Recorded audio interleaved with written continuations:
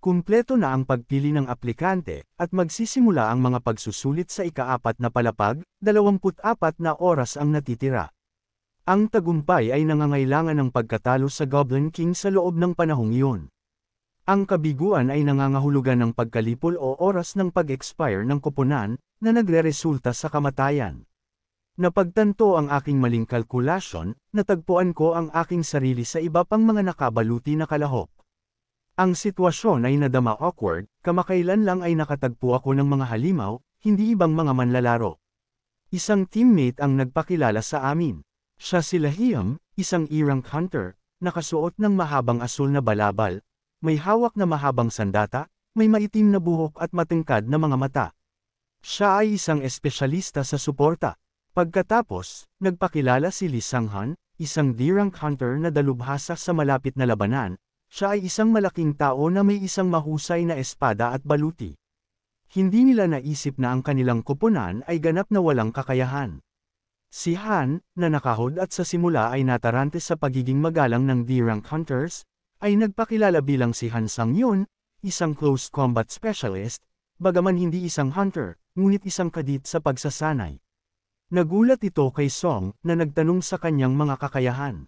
Binastos ng isa pang teammate na si KH si Han, tinawag siyang tanga.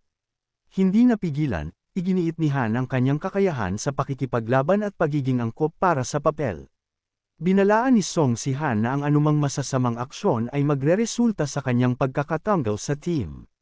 Si Han, na sanay sa gayong mga pagpapaalis, ay pansamantalang nakalimutan ang kanyang pagkabalisa.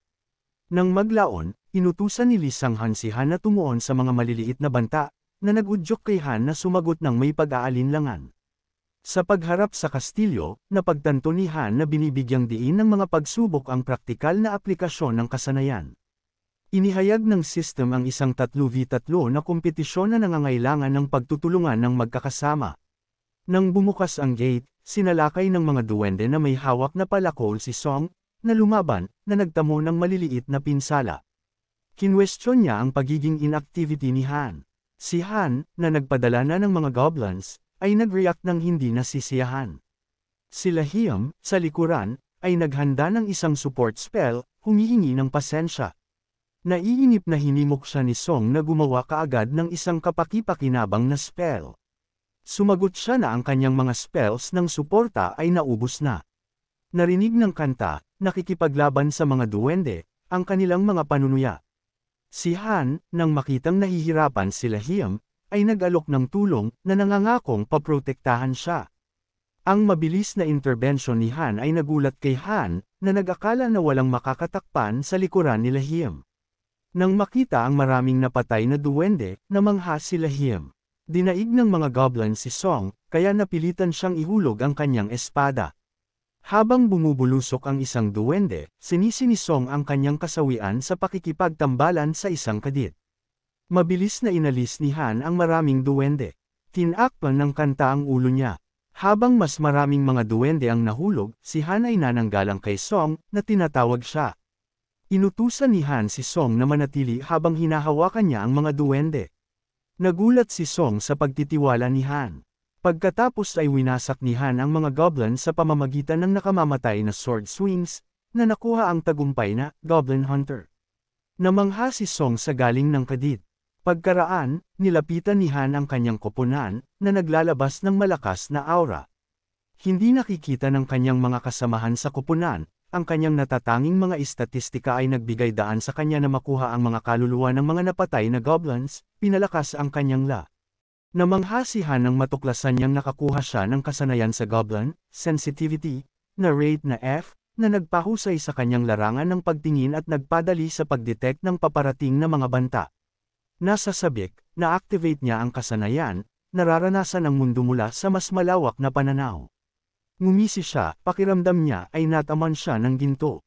Paglapit sa kanyang mga kasamahan, si Song ay tumawa ng buong puso, na sinasabing ang kadit ay hindi kapani-pani walang maswerte para lamang sa mga mahihinang duwende. Sa kabila ng panunukso, kinilala niya ang pagsisikap ni Han. Si Han, na nakasuot ng kanyang hood, ay nagpahayag na siya ang manggengunes sa kanilang operasyon, sa paniniwalang ang pormasyong ito ay makikinabang sa koponan. Kumpiyansa siyang nagtanong kung may mga pagtutol. Nanatiling tahimik si Song, nagtatanong tungkol sa kanyang tungkulin. Inutusan siya ni Han na protektahan si Huntress Ha nang walang karagdagang mga responsibilidad. Nabuhayan si Han ng mga salita ni Han, alam niyang magpapatuloy siya sa pagbibigay ng suporta at patnubay tulad ng dati.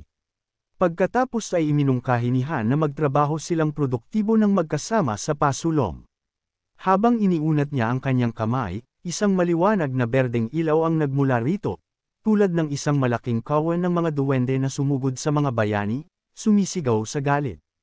Inanunsyo ng system na naabsorb ni Han ang lahat ng kaluluwa ng mga goblins, na nagpapataas ng antas ng kanyang kakayahan sa 11%. Tuloy-tuloy niyang natalo ang mga dumarating na goblins, paulit-ulit na itinaas ang antas ng kanyang kakayahan.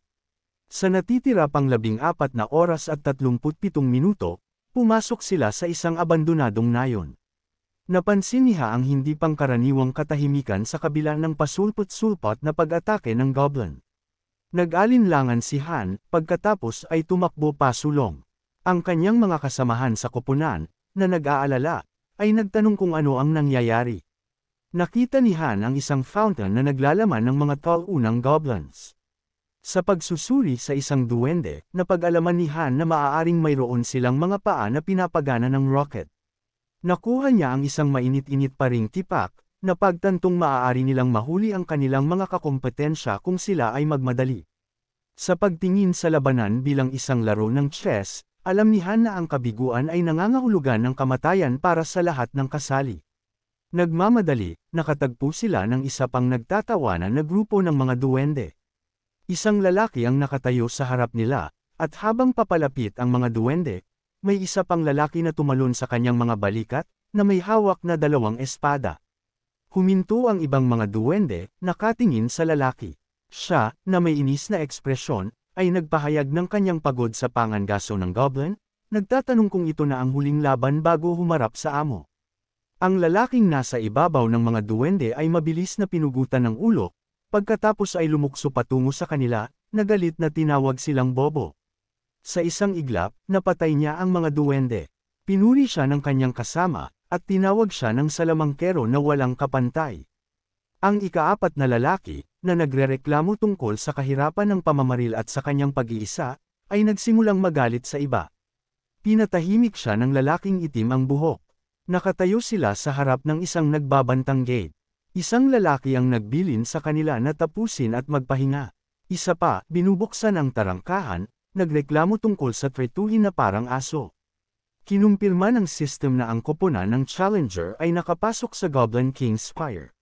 Napuno ng pulang enerhiya ang lugar, inanunsyo ng system na magsisimula lamang ang labanan ng boss pagkatapos mananatili ang isang koponan, at imposible ang pag-ejection na iyon. Ang koponan ay tumitig sa itaas, isang napakalaking pulang kubo ang bumalot sa lugar. Isang lalaki ang nagtanong sa kakaibang hindi pangkaraniwang bagay na ito, na nagdulot ng gulat sa kanyang mga kasamahan sa koponan.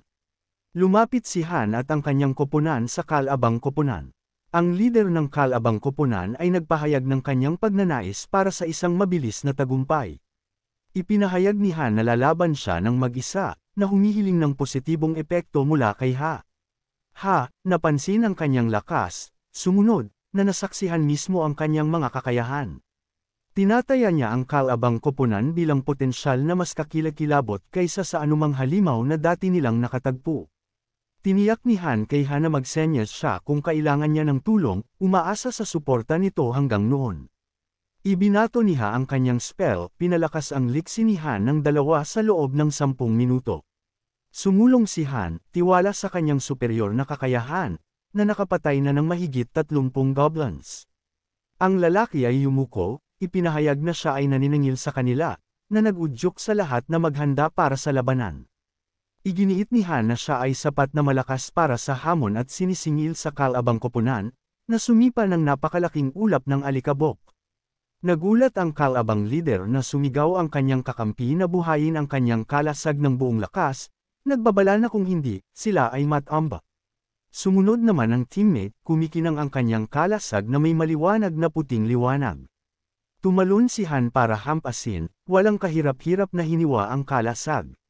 Halos hindi naiwasan ng kalabang koponan ang lakas ng kanyang pag-atake habang si Han ay pumipindot pasulong, na naghatid ng ilang suntok sa kalaban. Namamangha sina S at H sa galing ni Han. Lumapit si Han sa kalaban na pinuno, na umiwas ng tingin. Naghagis siya ng suntok, na hinarang ng pinuno, na ikinatulala ni Han. Sa kabila ng mga kakayahan ng pinuno na malinaw na mas mababa kaysa sa kanyang sarili, madali niyang mapalihis ang mga pag-atake ni Han. Napagtatanto na kailangan niyang maging mas mapagpasyahan, mabilis na nagmanyobra si Han sa likod ng kanyang kalaban, na naglalayong maabot ang isang solidong hit. Gayunpaman, napigilan din ng pinuno ang suntok na ito, na ikinagulat ni Han. Napansin niya ang pagkinang sa mga mata ng pinuno at napagtanto niya na nakikita ng lalaki ang landas ng kanyang pag-atake. Tumalon pabalik ang lalaki, naglulunsad ng isang kalasag kay Han. Si Han, nakapikit, hindi nakita ang pag-atake. Isinara niya ang distansya, mabilis na tumama at tinusok ang kanyang kalaban, na ganap na nahuli. Isang mensahe ng system ang bumati kay Han sa pagkumpleto ng isang espesyal na gawain at ginawaran siya ng mga bonus para sa paglilinis ng 4 na palapag. Tumayo si KH sa ibabaw ng nahulog na kalaban habang maingat na lumapit ang kanyang mga kasamahan sa koponan. Napansin nilang nanginginig si Han. Sa pag-unawa sa kanyang pagkabalisa, tinanong siya kung ayos lang siya. Iginiit ni Han na ayos lang siya, ngunit naghinala si Han na nabigla siya sa pagpatay. Ang tingin niya sa kanya ay malakas at cold-blooded. Lumingon si Han, tinanong kung handa na ba silang harapin ang amo. Kinumpirma nila ang kanilang kahandaan. Lumipat ang eksena kay Han, nakatayo sa likod ng dumudugong amo, sinasaksak siya. Isang mensahe ng system ang sumunod. At dito muna nagtatapos ang ating recap. Ka-recap, maraming salamat sa walang sawang pagsuporta. Mag-iingat lagi kayo ka-recap. Peace.